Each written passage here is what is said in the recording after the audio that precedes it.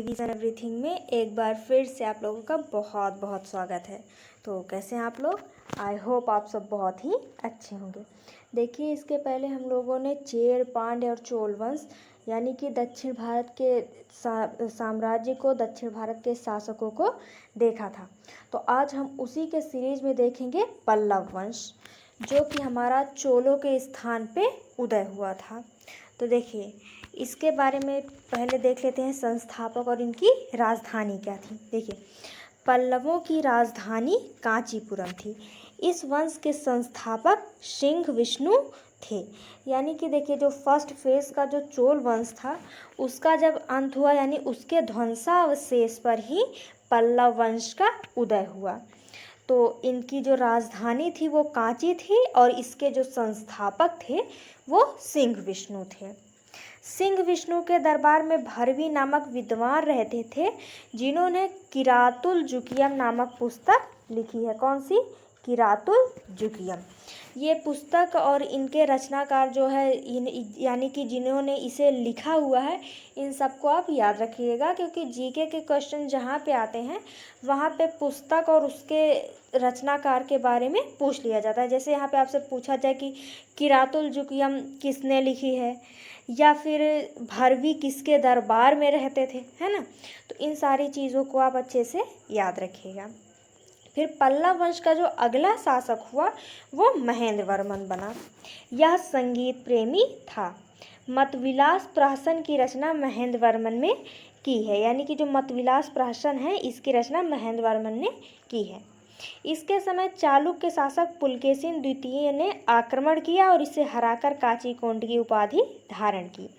देखिए, जब पल्लव वंश चल रहा था तो इसी के टाइम पे चालुक्य वंश भी चल रहा था। तो जो चालुक्य वंश का पुलकेशिन द्वितीय था, इसने पल्लवों पर आक्रमण किया और महेंद्र वर्मन एक कमज़ोर शासक थे और ये उससे हार गए।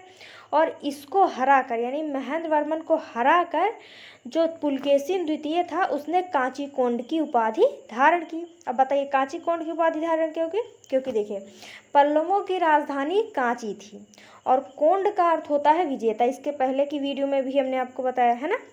तो कांची का विजेता यानी कांचीकोंड की उपाधि धारण की। किसने धारण की? पुलकेशिन द्वितीय ने। फिर पल्लव वंश का अगला शासक नरसिंह वर्मन बना। यानी महेंद्र वर्मन के बाद नरसिंह वर्मन इस वंश का अगला शासक बना। इसके समय फिर से पुलकेशिन द्वितीय ने आक्रमण किया, क्योंकि देखिए, एक बार आक्रमण किया था, इसका मन तो बढ़ ही चुका था, है ना।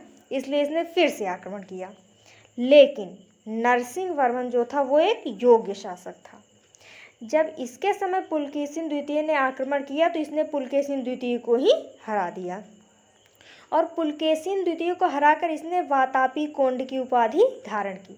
अब बताइए, वातापी कोंड की उपाधि धारण क्यों की? क्योंकि देखिए, जो चालुक्य थे उस समय उनकी राजधानी वातापी थी। इसीलिए जब इसने यानी नरसिंह वर्मन ने पुलकेशिन द्वितीय को हराया तो इसने वातापी कोंड की उपाधि धारण की, यानी वातापी का विजेता। यहाँ पे वाताप कोंड है, इसको आप करेक्ट कर लीजिएगा, ये वातापी कोंड है, क्योंकि चालुक्यों की जो राजधानी थी वो वातापी थी। फिर अगला है महाबलीपुरम का एकाश्म मंदिर, जिसे रथ मंदिर कहा जाता है, का निर्माण नरसिंह वर्मन ने कराया था।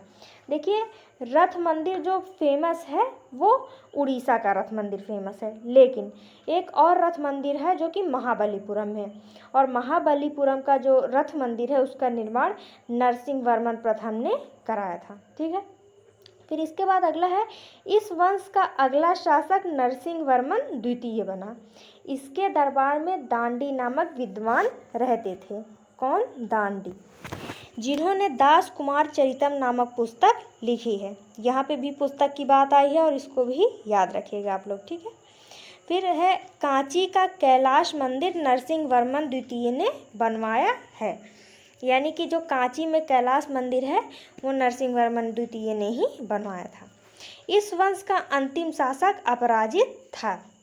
देखिए, ये जो पल्लव वंश था ये चोलों के ध्वंसावशेष पे बना था और चोलों को इन्होंने पूरी तरीके से समाप्त नहीं किया था, बल्कि चोलों को अपना सामंत बना लिया था। तो जो चोल शासक थे, यानी कि जो इस वक्त सामंतों का जीवन जी रहे थे, वो वेट कर रहे थे पल्लवों के कमज़ोर होने का। तो जो ये अंतिम शासक अपराजित हुआ, ये कमज़ोर पड़ चुका था। तो जो चोल वंश के शासक सामंत बन के जी रहे थे, उन्होंने इस वंश का अंत कर दिया और फिर पल्लवों के ध्वंसावशेष पर दोबारा चोलों का उदय हुआ, जिसके संस्थापक विजयालय थे और दूसरे संस्थापक आदित्य प्रथम थे। यानी कि अब विजयालय के बाद आदित्य प्रथम ही चोलों के अगले शासक हुए। और चोल हमने आपको पढ़ा दिया है, तो इस पल्लव वंश के बाद जो चोल वंश का सेकेंड फेज था वही आया था, जिसके संस्थापक विजयालय थे और राजा राजेंद्र प्रथम जो कि महान शासक हुए हैं। तो आई होप कि आपको पल्लव वंश समझ में आ गया होगा। पल्लव वंश से रिलेटेड जितने भी क्वेश्चन हो सकते थे वो इसी में ही हैं। ओके, तो आई होप कि आपको पल्लव वंश से कभी कोई दिक्कत नहीं होगी। तो मिलते हैं नेक्स्ट वीडियो में। Thank you.